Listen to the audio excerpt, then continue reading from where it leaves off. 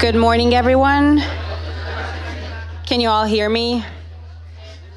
Thank you. I'll stand in the middle. So my name is Ivana, and I'm the Director of Strategic Growth at the Nantucket Island Chamber of Commerce. Right there, Pete, Jackie, and Bianca. We have Kaley working remotely today. So on behalf of the Chamber of Commerce, I wanted to wish you all a happy International Women's Day. And thank you. And to thank you all for coming to support our wonderful panelists. I wanted to, of course, thank the NHA, Jocelyn, Mary, Stacy, and the entire team for hosting us again here. We're very happy for the relationship we have with them, and we certainly look forward to partnering in the future. Big thank you to Cape Cod 5 for sponsoring this event, to Pip and Anchor for cooking the breakfast, and then lastly for these amazing women behind me for agreeing to be on the panel. And I'm sure that you are all as excited as I am to hear their stories, so I will pass it to my dear friend Kaley Kokomoor of Nantucket Book Foundation. Thank you again.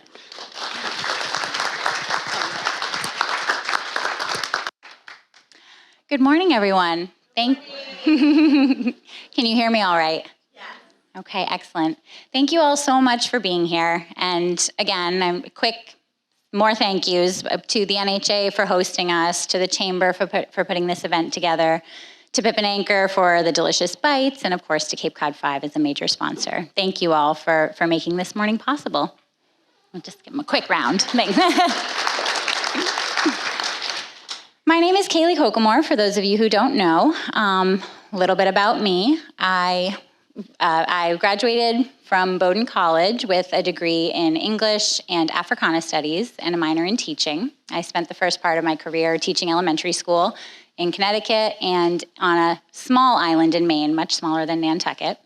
In that time, I started coming out to Nantucket in the summers doing private tutoring, and of course, as it does, Nantucket sucked me in. I started working for the Nantucket Athenaeum. I was in the development department for 2 years, and then I found my own position as the communications and outreach coordinator. From there, I last year took the position of executive director for the Nantucket Book Foundation. Our major event is, of course, the Nantucket Book Festival, which we put on each June, but we also do a lot of outreach within the community throughout the year, most notably bringing in authors to our local schools. So we bring major authors into the elementary, middle, and high schools, and we reach every student on Nantucket through this outreach each year. Now, before I introduce our panelists, I'm going to give a quick overview of the history of International Women's Day. So for those of you who did not come with a full knowledge of this day and why we celebrate it, I'll just give you a quick roundup. International Women's Day was officially recognized by the United Nations in 1977, though the day emerged from labor movements that took place at the turn of the 20th century in North America and across Europe. The first National Women's Day was observed in the United States in February of 1909. The Socialist Party of America designated this day to honor the 1908 garment workers' strike in New York. And during this strike, many women, including immigrant women, protested against their working conditions. Over the next decade, We're back? Okay. Women's Day celebrations began to be observed, over the next decade, celebrations began to be observed in late February and early March across much of Europe. Russia, in particular, in Russia, the day became an important instrument of peaceful protest against World War I, and one of the sparks for the Russian Revolution, according to some historians. Of course, we do not want for notable women on Nantucket who have championed women's rights and etched their own impressive legacies in our collective history. Lucretia Mott, Eliza Starbuck, Anna Gardner, Mariah Mitchell, and Eunice Ross were just a few of the women on and from Nantucket who campaigned for equal rights for women, took part in women's suffrage movements, and who advocated for an end to slavery and segregation. This year's United Nations International Women's Day topic is DigitALL, Innovation and Technology for Gender Equality. According to the UN, the day recognizes and celebrates the women and girls who are championing the advancement of transformative technology and digital education. International Women's Day sheds light on both women and girls' underrepresentation in STEM education and careers and the pervasive threat of online gender-based violence and a lack of legal recourse, but also on the ways digital technology is opening new doors for the global empowerment of women, girls, and other marginalized groups, giving us an opportunity to eliminate all forms of disparity and inequality. Now, thanks to thousands of women before us, like Lucretia and Anna, we are here today to hear from our impressive panelists who are making important contributions in their own fields, adding to the long list of accomplishments from the women of the Cape and Islands. And with that, I will dive into our introductions. Excuse me while I have a little bit of my information here and a little bit on my phone, so I'm going to be switching back and forth a little bit. But first, I'd like to introduce Amelia Holmes. She is, on the end here, she is the Director of Collections and Research Services for the Nantucket Historical Association, where she leads the team responsible for managing and facilitating researcher access to NHA's collections. She's interested in the ways technology can help make collections more accessible, including digitization and transcription of the association's collections, consistent application of metadata standards, and supporting collections discovery and the research process. Amelia loves working with messy data projects and creating conditions for her team's success. Prior to joining the NHA, Amelia worked at the University of North Carolina, Chapel Hill, Duke University, and Western Carolina University.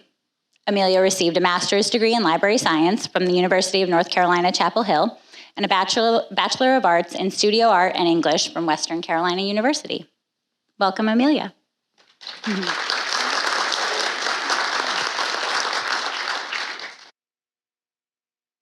Now for the phone portion.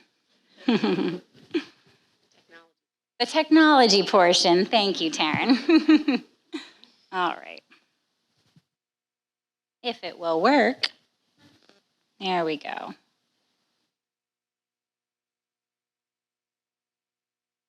I apologize. Let me bring it up right here. All right. Dr. Elizabeth Hallett, the Superintendent of Nantucket Public Schools. Dr. Hallett began working for the Quincy Public Schools 16 years ago as an earth science and biology SEI teacher. Beginning in 2012, Dr. Hallett held many positions, including school department chair and K-12 ESL administrator, and has served as the director of secondary education, English learner education, and academic programs. She has also previously taught sheltered English instruction and English as a second language at the Quincy schools. She has a master's degree in teaching English as a second language from Simmons University and a doctorate from the University of New England in educational leadership. She is currently the superintendent of the Nantucket Public School System. Welcome, Beth.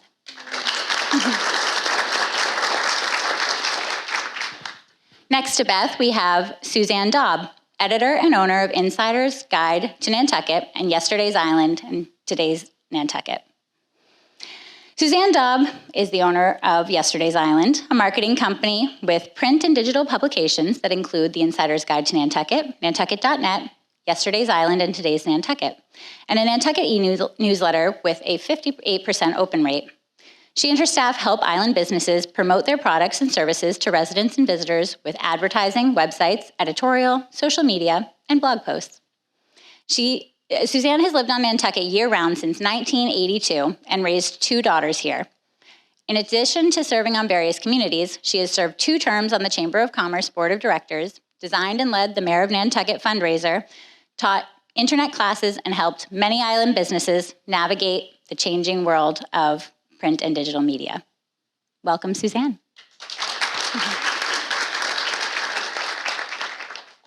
And finally, we have Taryn Wilson here, Chief Financial Crimes Officer of Cape Cod 5 Savings Bank. Taryn has been in the banking industry for 20 years, beginning her career as a risk manager for an investment bank in New York City. In her role as Chief Financial Crimes Officer for Cape Cod 5, Taryn leads the bank's fraud prevention team. She is passionate about educating the community in the latest cyber and fraud trends and embracing developments in technology to beat the bad actors at their own game and to protect clients' financial well-being. Welcome, Taryn. Thank you all, and thank you all for being here. Now, jumping into the first question, I'm going to ask everybody to please give a quick answer to the following. First, briefly put my introduction for you into your own words and tell our audience about your role in your respective organizations.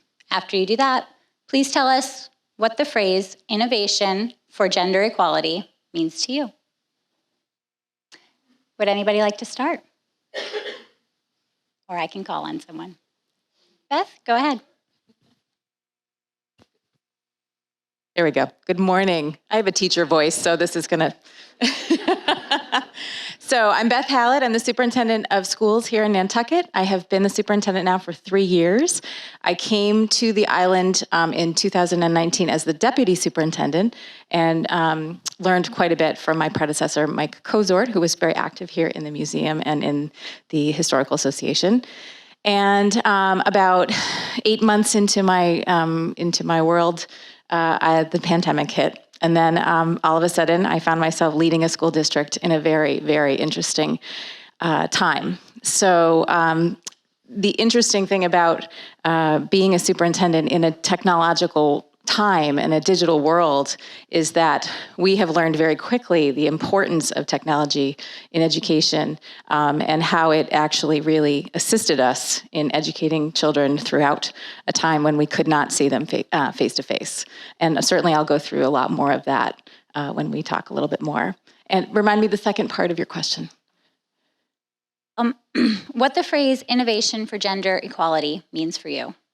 So with these colleagues of mine here, we discussed at the beginning of the morning what this meant, and we all had kind of a different, there we go, a different idea about it. For me, I thought about it from the perspective of gender equality and in technology, I would say, more than anything. And that's certainly, from what I believe, it is moving forward in seeing true equality across the two genders, or more than two genders, really, at this point, with the ability to move technology forward in our schools, for example, in our worlds, and the pathways that children and students today have to really understand and use technology and then create careers and work in the world of technology. So that's kind of where I came from. Thank you so much, Beth. Amelia, would you like me to repeat the question, or? No, I'm just waiting for the green light. So my role here at the Nantucket Historical Association is a lot more behind the scenes. I'm not really involved in like the exhibits, for example, but managing the NHA's collections. So being able to make sure that we're stewarding these materials as long into the future as possible, that we're creating the ideal storage environments, that we're tracking the location of materials, that that we know that these materials are in this room, those materials are in that room, what's in storage, working with conservators to conserve materials so that they will last as long as possible, and then also providing researcher access to materials. So a large number of people come in through the Whaling Museum, but we also have the research library located on Fair Street, and that's where our archival materials, so people's letters, their journals, photographs,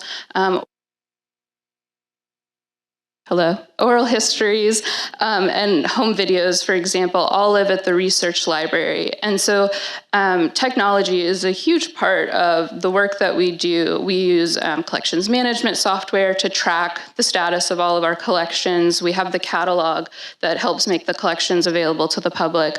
So it just kind of underlines everything that we do. And then thinking about, like Beth was saying, technology for gender equality, I feel like is a little outside of my area of expertise, but thinking about like technology and women's equality in technology, it's really interesting because librarianship is a very heavily women-dominated field. Women make up 71% of the field, but at the same time, women in general do tend to underestimate their comfort level with technology and kind of feel intimidated by it. And so it's this really interesting dynamic where it's such a big part of the field, but at the same time, women tend to feel intimidated by it and not feel as comfortable trying new things. Thank you, Amelia. Suzanne. Hello, I'm Suzanne Daub. I know a lot of you through Yesterday's Island. So our company started out in print, but over the years we've had to evolve into online and digital options. So everything we do in print has a digital component to it. In 1994, we started Nantucket.net. And before we brought the internet over the copper to Nantucket, the only way to reach the internet was a long distance call to AOL. But I don't know if you, very few people in 1994 knew much about the internet. I don't know if any of you remember 14.4 modems and trying to dial in over a phone line to connect to the internet. So it's, I think I lost this, there we go. But it was difficult to imagine that long ago what the internet would become. No one considered it a necessity in 1994, and I think today, few of us could live without it. So it's come a long way. And again, I agree with what Beth and Amelia said about gender equality in the internet. Because of what we do with emails and internet and spam and fraud, we see a bit of a darker side of that. And so I think that the internet can do a lot in bringing education and opportunities to women around the world. So in that respect, it's very important for gender equality. But I think if you dig down into it and you look at the coders, and there's a long way to go yet for gender equality within the internet as it's structured. Yes, thank you. Taryn, if you'd like to answer the question. I would love to answer the question. Thank you. Good morning, everyone. Nice to be here. I feel like I should apologize first because I don't live on the island, but I do live on the Cape, so I hope that that provides me some level of credibility. I grew up on the Cape. I went to DY High School. I did a bit of a world tour, and then about 10 years ago decided the Cape was where my heart is. I have been with Cape Cod 5 for about 5 years. As Kaley mentioned in that warm introduction, I have spent my entire career in the banking industry, predominantly in risk management. Really focused on consumer protection, so making sure that whatever organization I'm with, we have your interests first and foremost. And so that's no different in my current role. Chief Financial Crimes Officer, which sounds cool, but what does that mean? Or I think it sounds cool. I'm pretty happy with my title.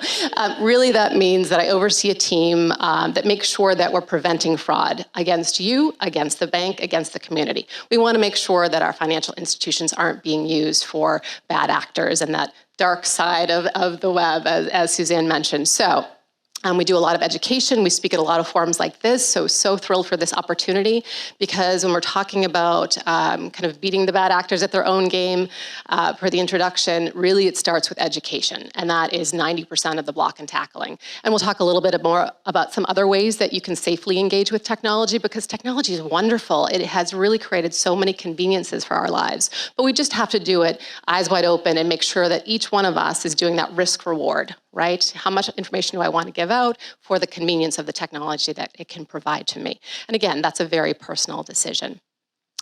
So that's me. What can I add to the conversation that my lovely panelists have spoken to in terms of innovation for gender equality? One of the things maybe that would be different as I think about this is access and promotion. So by that, I mean making sure that all women and really any underrepresented group has access to technology, right?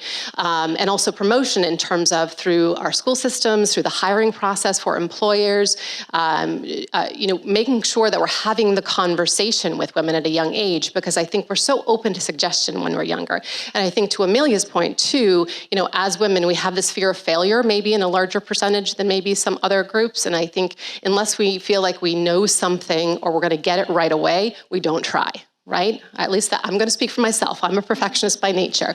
Now, obviously, I deal with technology in my everyday life, and so I've had to learn. And again, we're going to speak a little bit more about how we all stay current with technology. So access and also promotion. I would say too, once we solve for those, technology can actually be a great equalizer, right? Because technology is a tool. It doesn't judge. It just takes direction. Right, so it doesn't know who's giving it that direction. So I think as long as we can really try to make it more ubiquitous and more, forefront for everyone that is choosing the fields that they want to embrace, and it doesn't have to be STEM. I'm sitting here in a banking industry, and technology is 95% of my daily life.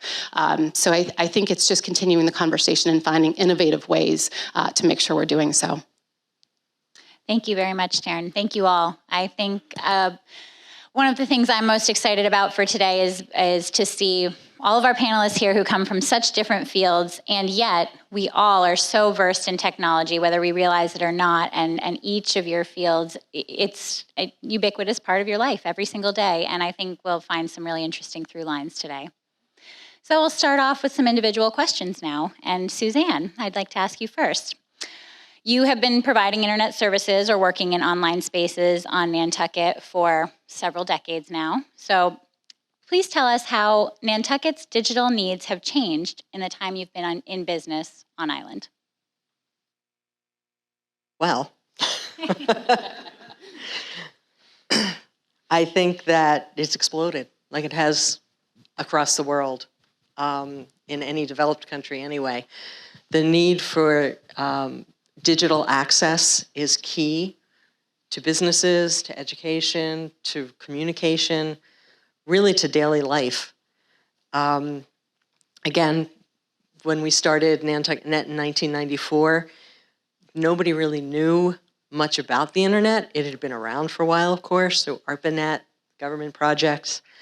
But we used to give classes when people would come to Nantucket.net to hook up, and we'd have to use those Netscape Navigator discs. Anybody remember those? Or like 3 discs, you had to load them into your computer. And now it's just plug and play. So, and I think that the needs have changed in that it used to be just fun. You'd email your friends, but now you need it for business. You need it for reaching out to people. It's a wonderful, of course, method of staying in touch with family who aren't on Nantucket. But it's really something that people have to be careful about. And I know Taryn can talk about this a lot more than I can, but there's so much risk that people don't even realize. These days, opening an image can infect your computer. And I think people need to be very aware of, as you said, the risk and the reward, and go into it mindfully. Thank you. Thank you. Taryn, how has technology in banking changed in the time that you've been working? And you can speak a little bit to some of the topics Suzanne brought up, but also what do you do to keep on top of emerging practices and trends? Yes, I certainly can pick up from where you left. So in terms of banking and the revolution really with technology in the last 20 years, gone are the days where people are coming in with their passbooks to get their interest for the month printed, right? Although I will say it was a hard sell for some of our longer term clients because it was something tangible they could hold, right? Yes, I have money in the bank. But now, and certainly exacerbated by the pandemic in a very real way, our customers want immediate, efficient, remote options. And so even if we wanted to, we couldn't kind of stem the technology tide. And so certainly we've made investments as an industry for many years. And I think that we've had good adoption too. So, you can apply for a checking account online or a loan online. You can send money to your friend through a person-to-person payment like Venmo or Zelle. You can get your payroll deposited directly. You never have to set foot in a brick and mortar bank. So I think, in that 20-year span, that's really remarkable technology progress I should say, that technology has allowed for us to really make. And thank goodness we did. especially with that pandemic we just went through. Beth just mentioned too about the learning that we were able to still do. I don't think we necessarily wanted to do it so quickly in that way, right? But how resilient were we? We figured it out. And the same way in the banking industry too, we were still able to provide all of you the same access to your money. And we were able to, you've all heard about those PPP loans. We were able to provide funding to our small business partners so they could still pay their employees even though they weren't open for business. So I think technology is really wonderful. It's a wonderful enhancement to our lives and in the banking industry for sure. In terms of my role more specifically, so what we do is we do forensic investigation. So, we make sure through models with artificial intelligence and machine learning that we know what normal behavior is for our customer base. And if something is off, we get alerts and my team will investigate that to make sure, again, that we're protecting you and we're protecting the bank. We work closely with law enforcement in that regard too, and it's all done electronically. So that is, I think, certainly, our department really didn't exist, when I started. It's really out of necessity. Because with the faster movement of funds, we have real-time payment now, we have to make sure that we're also investigating that much faster, and we can only do that with technology. So I have benefited from obviously this technology revolution. And in terms of how I stay current, so when I was in college, I used computers, but it was really going to a computer lab and writing a term paper on a PC. I wasn't researching online. I wasn't communicating online. My social world wasn't online, but I knew very quickly that I needed to stay abreast of technology because that was going to be something I needed to gain some fluency in for any sort of success in the future, regardless of industry. And so I have really just continued that practice, and I guess I would say immersion. That is how I stay current. I just keep picking up new technology and trying. And so that goes back to earlier when I said, we have that fear of failure, and I think Amelia also mentioned that too. You can't have that as it relates to technology if we want to advance and we want to stay current and we want to stay, kind of ahead of, again, of the bad actors, also just staying relevant. For many of you, you might be small business owners, you might be involved in a nonprofit, even your clients or members are expecting technology in whatever you do. And so if we don't embrace it, if we don't find a way to get comfortable, and that could just be asking someone else to help you who might be more comfortable with technology, we're leaving ourselves behind. So it's really just a necessity at this point. And so I say immersion really is the way I stay current. And also I have some younger colleagues that just grew up with technology, and I say, hey, can you show me how to use this? That's completely fine. Thank you, Taryn. Thank you. Yeah. So immerse yourself and ask for help. That's now to Beth. I'd like you to please, as we've talking about education and technology and education, and as a former educator, I know there's some technologies that that can be kind of gimmicky and fun to use in the classroom. And I think this applies to every field, of course, but they don't quite have that staying power. And yet there are technologies that really do enhance our learning experience. And as we've learned during COVID, there's a plethora out there of tools that we can use to enhance our students' learning experience and our teachers' teaching experience. And can you talk about that a little bit? What are some useful new technologies that aid in education, and what are some passing trends that haven't really stood the test of time, and how do you differentiate? Sure. Everybody can hear me? Yes. So I think that to Taryn's point, technology is always changing. And one of the things that teachers always find challenging is that many times their students are much more technology savvy than the teachers. And that is something that's just always been a challenge. I mean, especially because most educators are not digital natives. They're digital visitors or digital immigrants as opposed to natives, whereas our students are digital natives. They do not know the world without technology. And so we have to consider that, and we have to make sure that we are trying to keep ahead as much as we can, or at least a couple of days in front of our students as we're learning more and more. I think that education has really taken on technology in two ways. One is like Kaley said, there's some gimmicky things out there, ways to incorporate learning into games, and that's certainly something that teachers enjoy using, but it's not something that is as meaningful, let's say, that is something that, such as a software program that really does allow for practicing of skills in literacy and math and things like that. So when we're looking for the correct technologies to be using in the classroom, we want to make sure that it is something that is meaningful, that ties to educational standards, and that is something that we can see progress, we can see monitoring of progress over time, and that is exciting for students, but not something that makes them frustrated or gets them to a point where they're bored or they're done quickly. Sometimes that is a little bit challenging. And going back to what I said in particular around trying to be on top of technology, one of the really hot topics right now is ChatGPT, which you may have heard about. And if you haven't, this is artificial intelligence that is creating written pieces of work without any sort of guidance other than some specifics around a style or around a topic. So a student could potentially go and say, I'd like you to write a 5-paragraph essay on the Civil War causes and effects in a persuasive way. And all of a sudden, an essay appears within minutes that has really a lot of very interesting and very accurate information.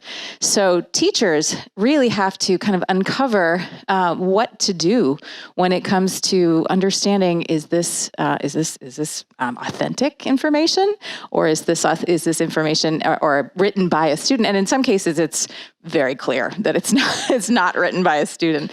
So this is an exact example of how we have to stay up on technology, and rather than fight it, we have to learn how to incorporate it into our daily routines in school. For example, cell phones is another piece. I mean, teachers have struggled with cell phones in the classroom. And in some cases, cell phones do provide some really great tools, translation tools, calculators. And so it's important to find a balance as to what is really useful and how technology can be used as a tool, and when is it a distraction. And so that's really an area that we're working on to understand, particularly the advantages of technology and how technology can really promote education, but then also how do we help students understand when it is a distraction and when we really need that time to have interpersonal and social opportunities for learning, because education is a social it's a social mechanism. So we can't do, and we learned that in the pandemic. We learned that remote learning is great, but it does not take the place of in-person learning. And the Department of Education in Massachusetts has made that very clear. There is no remote learning in our schools, even for snow days, things like that. We are not permitted to provide remote learning as we did during the pandemic. We learned very quickly that it was, in some cases, detrimental. Although it was helpful, it was not a good substitute. So I know I went a little bit off topic, but... No, that it's all relevant, and I didn't realize that is off the table now for Massachusetts schools. It's very interesting. Amelia, to you now. Similar question. How have you witnessed technology shaping your field in library science, but also more specifically in museum and museum curation of collections and research materials? And what do you do to keep on top of new practices and technologies? Yeah, that's a great question. So with librarianship, sometimes people tend to think of that as like, oh, we just have our books we like to read all day, must be really nice, so quiet. Nice. Yeah, it must be. I wouldn't know. So librarianship, so what it is at its heart, I don't know what I'm doing wrong. At its heart is that our role is to help people get the information that they need. And because that can mean so many different things, and there's so many types of librarians, we just as a field have to be incredibly comfortable with, as Taryn was talking about, immersion and learning new technologies all the time. Because depending on what your kind of area, what kind of library you work in, you're gonna have different technology needs that you're trying to help whether that's at a public library, you're helping people sign up for email, learn how to use a phone, whether it's here. I mean, nobody comes out of the womb basically knowing how to do historical research or how to search our catalog and search for the collections in the way that we've described them. So there's a lot of just like really not only being comfortable with technology, but being comfortable with helping other people learn how to use technology. So here in the Nantucket Historical Association, we do have a catalog that we use, as I've mentioned earlier, to work with cataloging and describing our collections. And so we think a lot about the ways that we describe things. Digitization is also a large part of the work that we're doing. And I think there's a misconception around, oh, it's just online. It's like it's digitized. Everything's online now and you can just search for it. And it actually, in a way, kind of complicates things because now you're having to care for an item twice. You have to care for the physical object that you're storing in real space, but you're now also having to care for its digital surrogate. So how do you keep those, if you're doing like photography or if you're photographing, say the jawbone here, you have to care for the jawbone, but now you're also having to care for the digital files of it, where are those being stored? How are we tracking those as you're digitizing? I mean, I think last year we created, we'll say like 50 to 100,000 digital files just for of digital surrogates of objects in the research library. And so how do you store those in space? What does that server look like? Where does that live? So just being really thoughtful about what kind of digital objects we're creating, how we're storing for them, how we're caring for them. When I leave this organization sometime in the distant future, I'm sure, will the people coming in understand the file structures that we've created? Will they understand how these things are all stored, and will they be able to find them? Files degrade over time, so are we stewarding, PDFs hopefully are going to be a long-term file solution, but 20 years from now, will that file have become corrupted? Are we checking to make sure that there's integrity in the files that we're keeping? So there's a lot of development, because even just like that, the way that things have become digitized has changed a lot. There's been a lot more push towards digitization over the past decade. So just staying up to date on what are the international standards for digitization, for storing things. I mean, there's even a paint color, certain paint colors you want to use on the walls of the office where the scanner is so that the light hits the object just right. So just stay, even though that's not technology, it impacts it. And so just trying to stay up to date on that. It's just a lot of webinars. I love webinars. They're free. They're online. If you have a second monitor, they just go while you're working. Just staying up to date on listservs, reading the literature, talking to colleagues, going to conferences, just trying new things, being open to trying a new software, trying a new approach, seeing if that will work. And then documentation. I love documentation. For myself, I remember in 6 months even what I decided, and then also just for the people in the future that come after us. Thank you. And I think that's a really important point, that as we continue to change, as technologies change and our different systems for storing and cataloging and umpteen other things, that is more work, and that is a new job or a person who's in a job who has to be constantly retraining. And I think that this digital world we live in, there is a sense that we are all constantly training. You don't go to school for 4 years and learn your craft and then go and do that for the next 30. You are constantly learning what you need to do to stay on top of everything. Thank you, Amelia. My next question is for Taryn. When we discuss equity and innovation in technology, the conversation should certainly move beyond equity just for women to include other underrepresented groups. Now, you work with people of all ages and a wide range of computer and online skills. You help give them tools to use the internet, particularly online banking, effectively and safely. What are some of the most common topics that you teach, and who are you usually teaching them to? Thank you. Happy to take this question because I think you've already heard that training is near and dear to my heart, and it's definitely one of my most favorite things to do. So I think when I first came into this job, and fraud was something that I took on when I joined the Five, so about 5 years ago, I had a misconception that a lot of the fraudsters and a lot of the losses were associated with the older demographic, but that could not be any less true. And so I a little bit of the darker side of our program, but I promise we're also going to lift you up with some things that you can do to protect yourself, right? So the Federal Trade Commission, and that's something I would like you all to take with you, the Federal Trade Commission as well as AARP do a wonderful job of curating information that keeps you safe and also teaches you about the latest fraud trends and how the bad actors are executing all of their schematics. So I just plug in for those two. You just have to, it's automatically filtering me because I talk too fast. That's what's happening, ladies. It's a filter here. All right, got it. Okay. So what the FTC also does is they put out an annual report on the fraud in the past year. And so for 2022, what the FTC has said is $8.8 billion was lost just last year alone to fraud scams. And if you think about it, that's greatly underreported because that's only as good as the people that have said, yes, I have been scammed.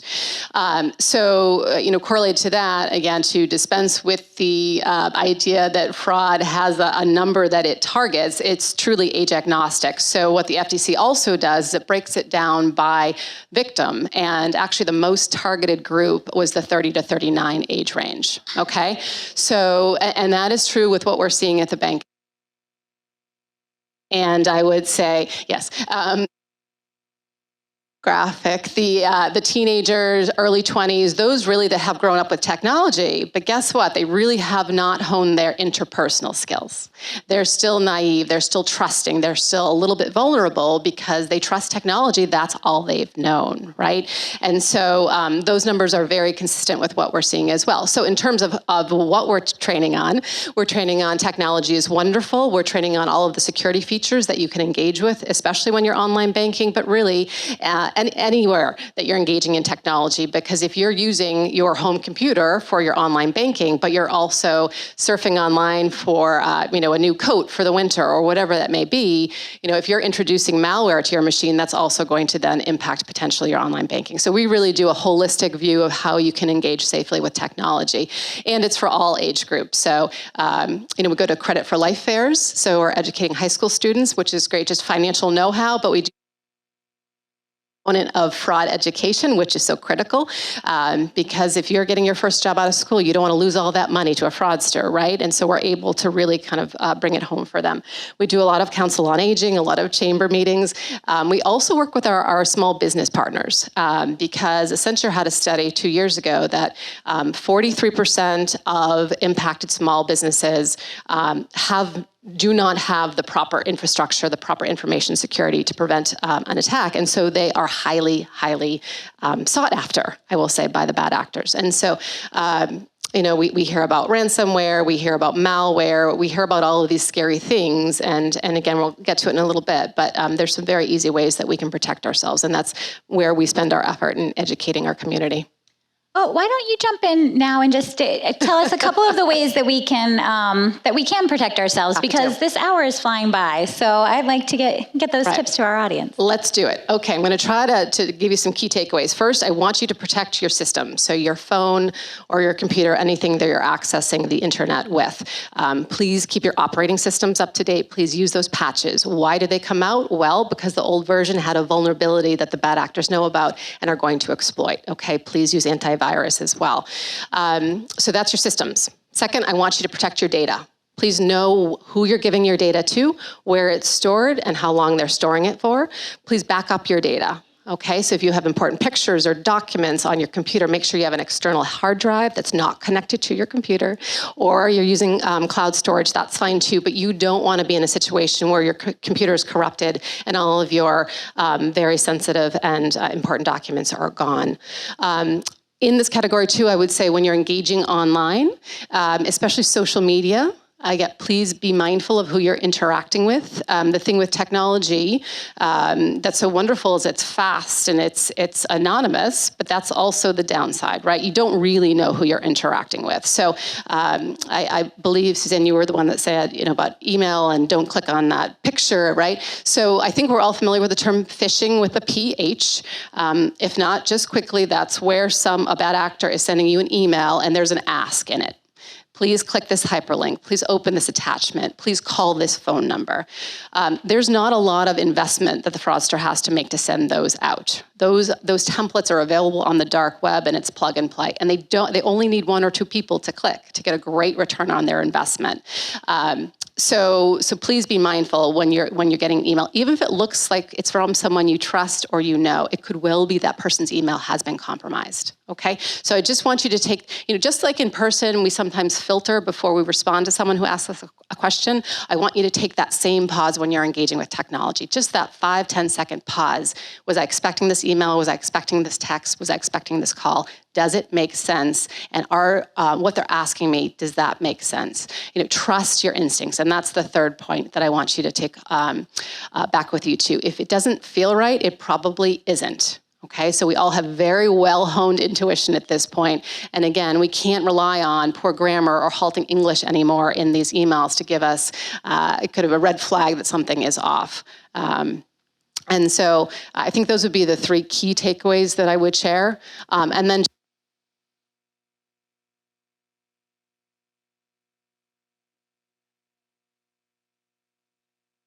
I'm out of juice. It cut me off. Can't cut me off. Hi, okay. All right, just quickly wrapping up. One of the most prominent scams we see reported to us at the bank are those tech support scams or the pop-ups that happen when you're browsing online and something will say, warning, warning, it's McAfee, it's Microsoft, it's Norton. Pick your provider and it will say there's a virus, we need to remediate, please call this number. They'll then to remote into your machine. Once someone is in your machine, they have the keys to the kingdom. So please don't ever let anyone into your machine, period, unless you're going to a service provider and asking for some sort of repair on your computer. Okay, and then finally, promise I said finally, here I keep going. I'll stay after too if anyone wants to talk to me because I love talking to people about this. Finally, your bank is never ever gonna call you and ask you for your online banking username and password. We have all of your information. Why would we ever ask you for that? We probably get 6 reports a day that someone has given out their online banking name and password, and they thought it was the bank. So again, please use that pause, that 5-10 second pause. Does this make sense? And if you're not sure, call whoever is calling, email, texting with a phone number that you already know, not the number that that person is giving you to call back. Hopefully that made sense. Okay, I'm gonna stop. No, that was all, yes. I hope we all took notes on that because I think, and do come up to Taryn at the end if you have questions, because I think a brunch like this is such a great venue to take some practical knowledge away from ways to protect yourself. It's important. Now switching slightly to Suzanne. When we were talking before this panel, you told me one of your favorite quotes, and it stuck with me, by A.J. Liebling, who was a prominent journalist and mostly in the early half of the 20th century. And he wrote, freedom of the press, I'm maybe paraphrasing here, but freedom of the press belongs to the man who owns one. Now, of course, he was referring to newspapers and, again, speaking in the early half of the 20th century. So I want to ask you, do you think that this quote still applies in an age where everyone who has a platform online or who wants a platform has one online? Absolutely. It's so key for people today to make sure that they get their information from a variety of sources and that they're very careful as to who those sources are, because the internet has essentially given everyone a printing press. There's a lot of people out there giving opinions as facts, giving what they think is valid information that really has no support in science or in fact. And it's so easy to get sucked into this. Everybody's pounding with their information. It's so hard to sift through to find out what's real, what's valid, what's going to send you down a rabbit hole of who knows where. And the laws have just not kept up. It's interesting, there are 2 cases before the Supreme Court now that they're hearing about Section 230, which relates to liability. And I don't know if you've heard of the 2 cases. It's trying to hold internet providers liable for disseminating information that is dangerous. One of them has to deal with, actually wrote it down, has to deal with terrorism. And the core language of Section 230 is no provider interactive computer service shall be treated as the publisher or speaker of any information provided by another information content provider.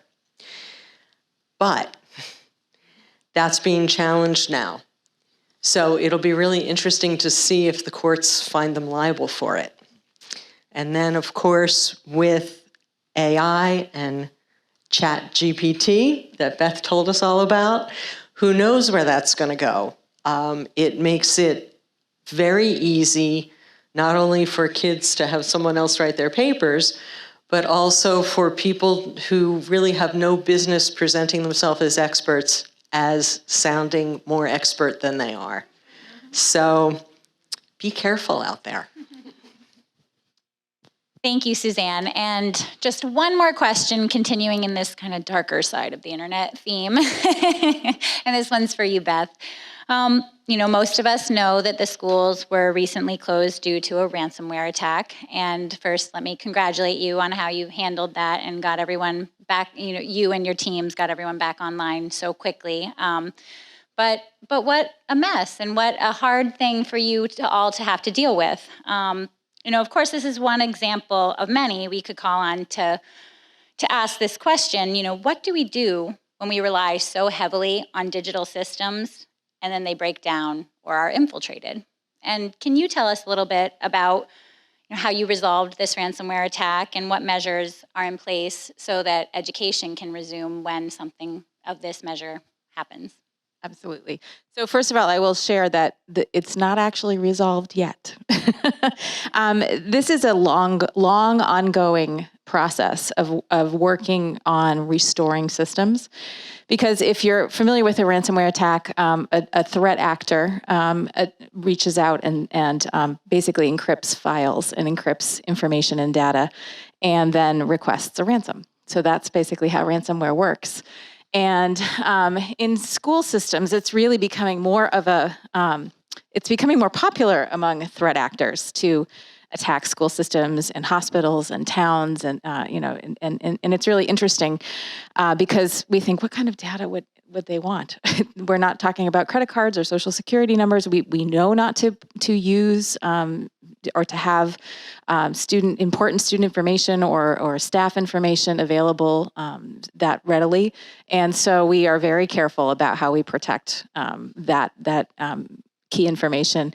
And so, that's the challenging part, is that there's been a crippling of the system. But I'd say the one thing that is most important in resolving or in getting things back online is to make sure that there is cybersecurity education. And so one of the things that we are working on right now is we are adding really heavy layers of cybersecurity education to our with all of our staff, making sure that they understand what not to click on and how it's hard to figure out how someone was able to get into the system and then ultimately plant malware.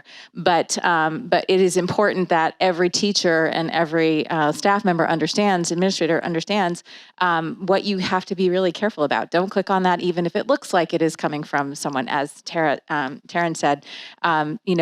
Don't, if it says that your trial period of this education technology is running out, so please contact us and we will, give us your credit card and we're happy to reinstate it. So those are things that we need to teach our educators and our staff to be very wary of. So we are incorporating that in the next in the next few months, and also basically regularly. We'll be doing cybersecurity trainings for our staff. We'll also be adding dual factor identification. Those of you who have figured that out, you'll get a text on your phone that has a specific number that you have to put in order to be able to log into an account.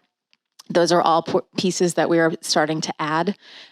Very, very high, strong passwords, and common or often changing passwords, so that it is important to have that kind of security as well. So those are pieces that we're certainly doing in order to make sure that our system is safe. We are very lucky in that we are a Google school district, so a lot of our files are in the cloud, which really saved us, particularly for our teachers and our educators.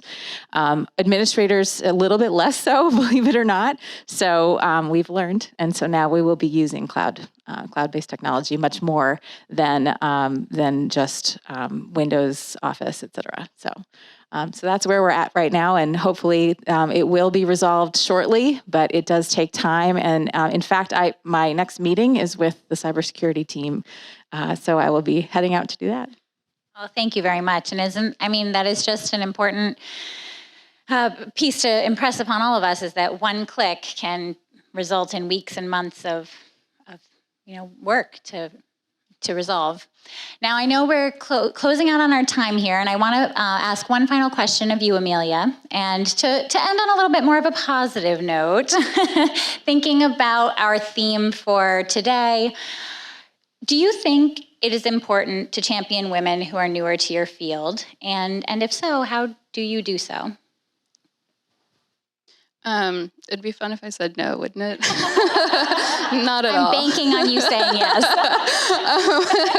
Yeah, I do think it's really important. Like I mentioned earlier, 71% of the field is women in librarianship, and there's actually a census done last year of archivists and a subset of librarians, basically. And within that field, there's been a drop-off in men. Actually, in the past 20 years, there are fewer men in the field now than there used to be. And so thinking about the imposter syndrome, where, even if you're qualified, you maybe underestimate your capacity and the contributions you can make in the field, is something I feel really strongly about.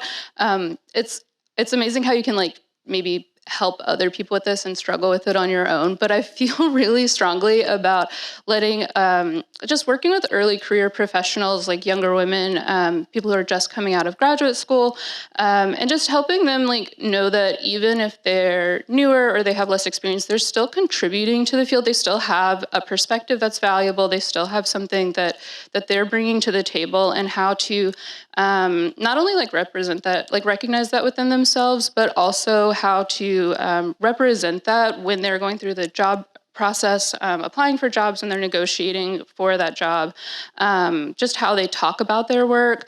There's a tendency, for example, with archival processing, which I'm sure you're all very familiar with, there's ways to talk about that, right?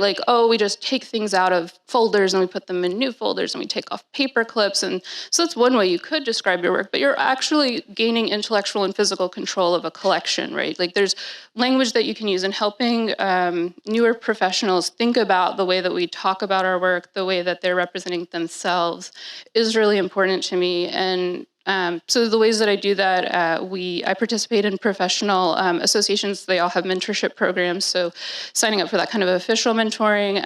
When people reach out on listservs saying, should I even go into the field? And all the responses are there are no jobs. It's terrible. I try to go out of my way to kind of provide a different perspective on how sometimes it comes down to the way you're presenting yourself, and the way that you're thinking about and approaching the work that you're doing and the job search process is just really important to me. When we do internships here at the NHA, we have a kind of consistent internship program in the library, and we do a program where we meet with the interns weekly to just kind of talk through that job process and just how they can position the work that they're doing here. That, we don't typically do a specific project for interns. We have them participating, because there's value in projects, but I think by having them contribute to the actual ongoing work of the organization, it shows that they're a valuable part of the team. So yeah. Oh, that's wonderful. Thank you. And I know we're about at our time here, so I know each of our panelists could speak more to that topic, but do we have time for one or two questions, or are we pretty much? Yes, we do have a few minutes. And first of all, thank you to all of you. This was amazing, and I really enjoyed listening to. And as I do for each event behind the scene, thank you. They did an amazing job. But I always take notes in the back of things that we can do better for the next event. And my only note for this event is let's try to book a 3-hour-long window next year, because I really enjoy listening to them. And thank you again. So we can open a Q&A session now. One thing to note, this panel is recorded by our friends at NCTV. And by the way, their Luna Fest this year is at Sconset Casino, May 27th, I believe. And it's the 22nd Annual Women Festival. So if you can support them, tickets can be purchased at lunafest.org. To make sure that we can hear you on camera, when you have a questions, just wait for me. I'll come and bring the mic to you. So that's one simple rule, and we can start now. Yeah, please. Are there any questions in the audience? Oh, right here. Thank you. Jenny. Good morning. I'm Jenny Benzie from Epernay Wine and Spirits, and we definitely use technology. It helps us to create a better experience for our customers who shop in-store and online, and when things go down, things go down. Two things I wanted to say. The first of all, talking about how technology has helped us, I think for women are now able to have businesses online where before it was a hobby. Etsy is a great example. And I think that that has been a great opportunity if you're a mom or you're taking care of someone else in your family and you've been able to use that resource then to provide for your family and feel confident about yourself. My question is for any of you.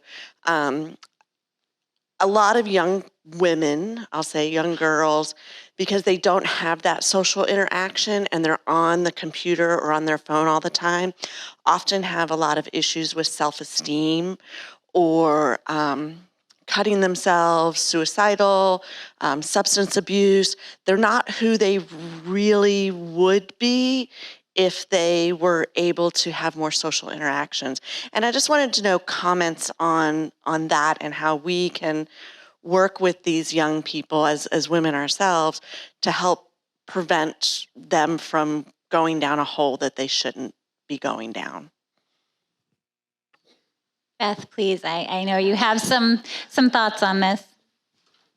It is a problem. It's something that we are seeing pretty regularly in our school system, and it's a shift for our counselors and our social workers in supporting students who are really struggling. Social media is such a double-edged sword, and especially for our youngest people. And one of the most interesting things that happened to me last year, I was on the Nantucket Golf Club scholarship team, and we had a question for the individuals who were applying for the scholarship. What is one thing that you would take away from the world today?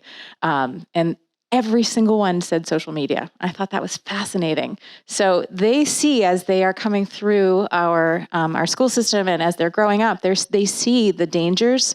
And I think it is really our role as parents, community members, educators, to provide as much support and as much opportunity for them to get away from social media and to find things where they can do things in person and not have their phone and not constantly be checking their texts and checking their posts and how many likes they've gotten and things like that. So everything we can do to support opportunities for alternative things, but also strong understanding of social media and strong understanding of the dangers. And I think as kids grow up, they need to have that, and parents need to be involved with that, educators, and the community as well. So I think all three, the more that we can provide those supports and alternatives, and really teach students to be good digital citizens, that's really important too. Thank you very much. We have a couple questions in the back. Yes, by the camera.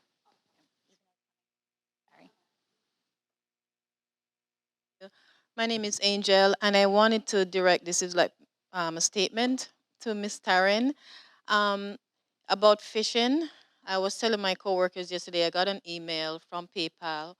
I remember using it once or twice. I don't remember how long ago, but it says your account has been charged for $480 something dollars and some cents, and if you don't recognize this transaction, please contact this number. And I'm like, I don't have $480 something dollars, but anyway, I didn't pay it to them, and I'm like, call this number. I'm like, no. So I went online and I looked up PayPal's customer service number, and I'm like, oh yeah, those are definitely not the same number. So I called the number I found on the internet, and they said, yes, that's definitely phishing.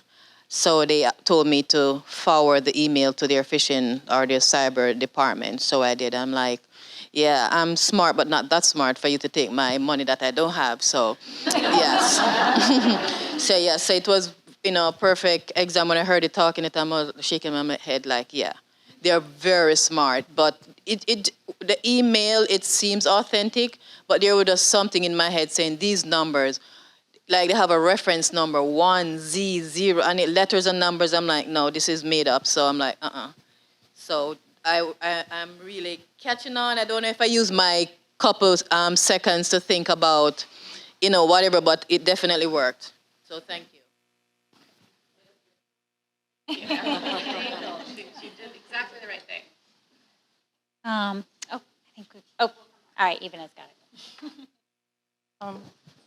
So I'm not sure if this is like a question, or it's kind of semi-question and semi-contribution, so to speak. So it's interesting because we're here to talk about, connecting on the internet and all of that.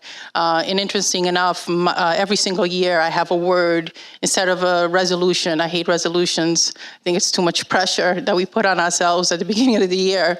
So my word for 2023 happened to be connect. Connection to self, connection to my community and others, my family, my kids, and so on.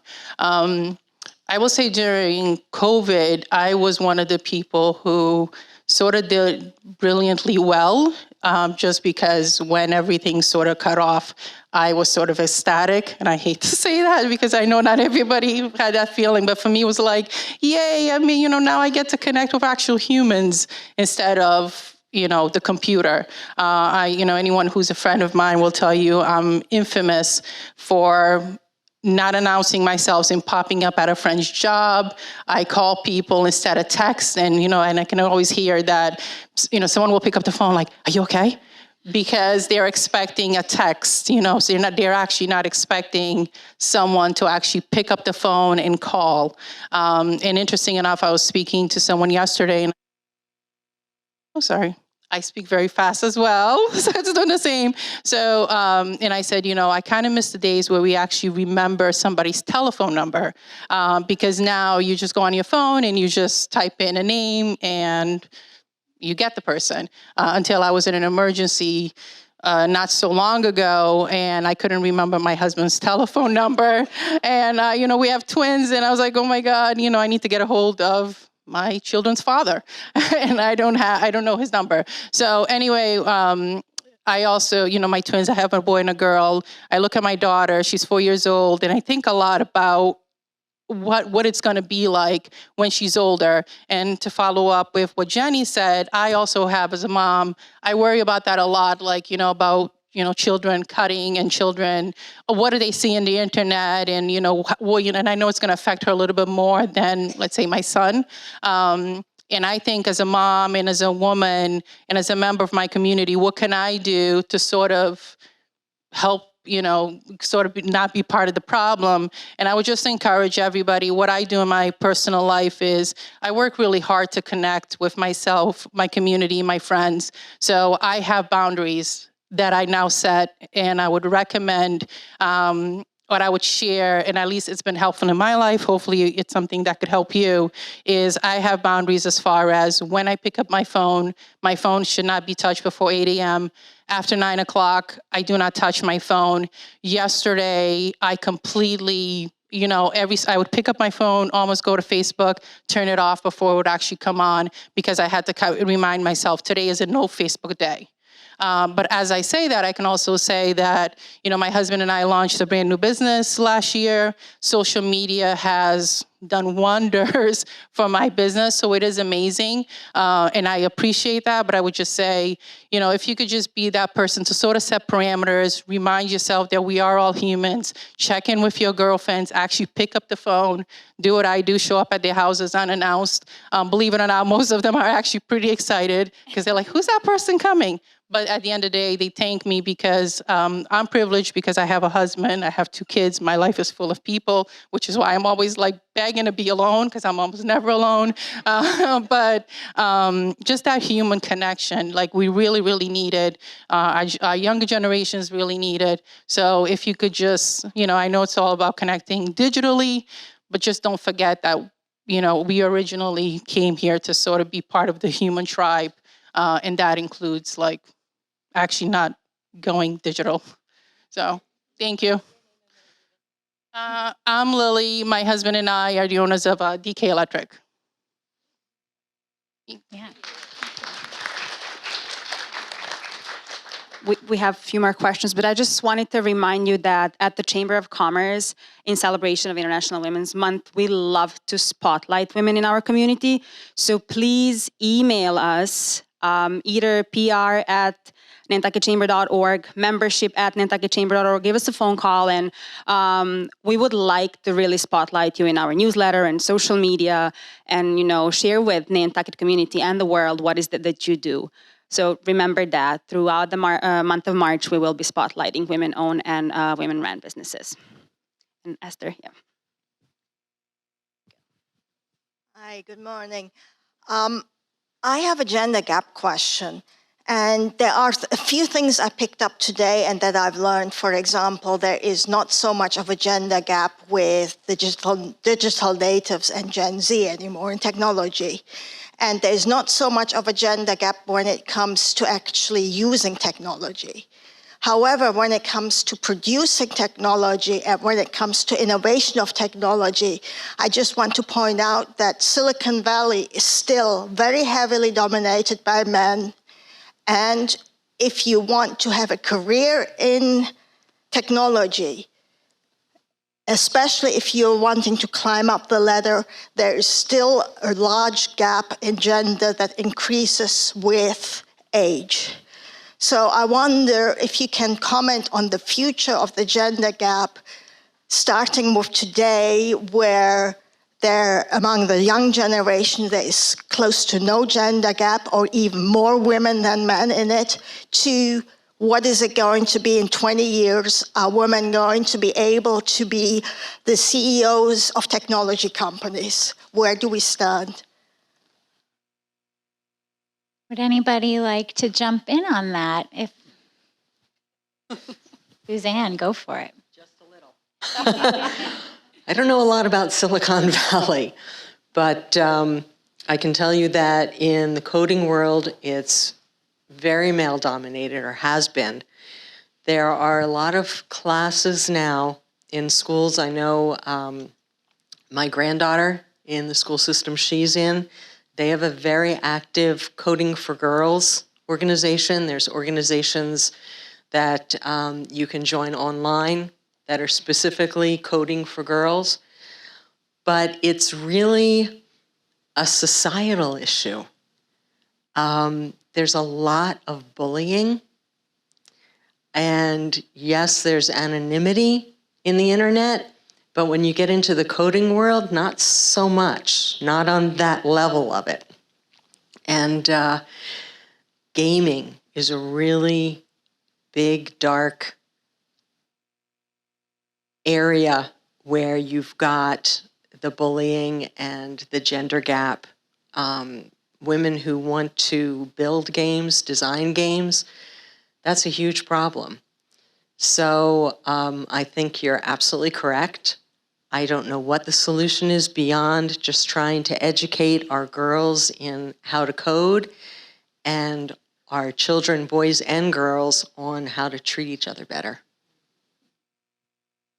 I think one of my favorite takeaways from this morning is something that Taryn said and something that Lily touched on so well, is that technology does not judge. It really is a mirror or a megaphone for who we are, what we're doing and saying, what we're trying to accomplish, what our values are, how we treat one another. So I think that might be a good note to leave us on, that technology has a dark side and it has a brilliant side, but it is what we make of it, and it is how we treat each other in those spaces.